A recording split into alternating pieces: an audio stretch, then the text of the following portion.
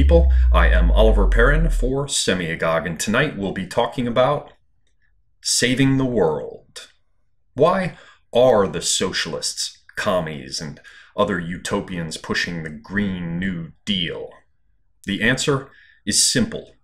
They want to erode and eventually destroy private property rights. It's all about state control. It has nothing to do with the environment. They want power. To the extent that they move to seize power nationally, they operate nationally. But this is always only a stepping stone. After all, the need to save the planet is an archetypal example of a global problem. And global problems demand global solutions. And so a global authority will be required. And because nothing could be more important than saving the planet, that authority will increasingly erode and eventually destroy all private property rights under color of rescuing the planet from imminent destruction. How could you yourself be allowed to choose how to use your land or how to consume energy, how you travel, what you eat, how much of a given thing you're allowed to do or required to do? To leave all of that up to you would be to risk total global annihilation in just 12 years.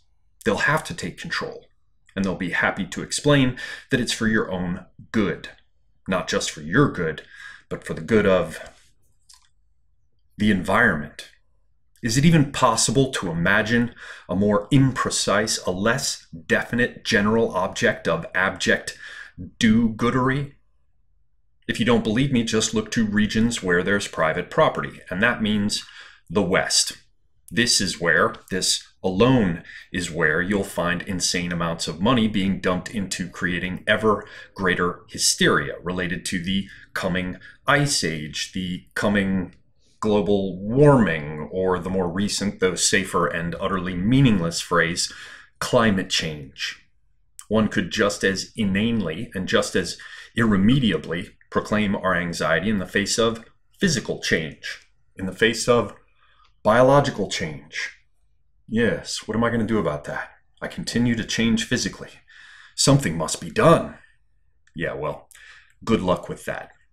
Let us leave aside the West with its enlightened private property rights. Let's look to where the state has absolute control. China's a good example. Private property there is an illusion.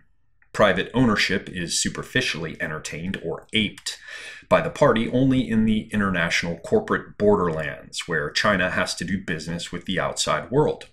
But because the state already has totalitarian control, there's no fashionable current year movement to cripple the Chinese economy in order to save the environment. Try jogging in Beijing. China is a polluted shithole of staggering proportions. If it was all really about saving the planet, the Chinese would probably be doing something. They'd have as much to lose as we do if any of this bullshit were true. But they're not doing anything because they've already established complete control like the totalitarian commies they actually are. We're the ones who have to do something. We're the ones who have to take action. And that's because we're the ones who still have private property rights. That's what all of this is about. Let's just tell the truth and shame the devil. The Paris Climate Accord and similar psychological warfare instruments, similar pretexts and provocations like the New Green Deal have never been about the environment. Rather, they're yet further attempts to mobilize overly credulous morons in mindless service of increasing global socialist control of, well, everything. That's what we're dealing with here. Another rallying cry to drive the faithful out of their Starbucks and their collaborative workspaces, out of their spin classes and climate lobby meetings, out of their ayahuasca huts and hair salons, out into the streets to demand something be done about the imminent global catastrophe that confronts us. As the old saying goes, there's another sucker born every minute. Get it? Got it? Good. Semiagog,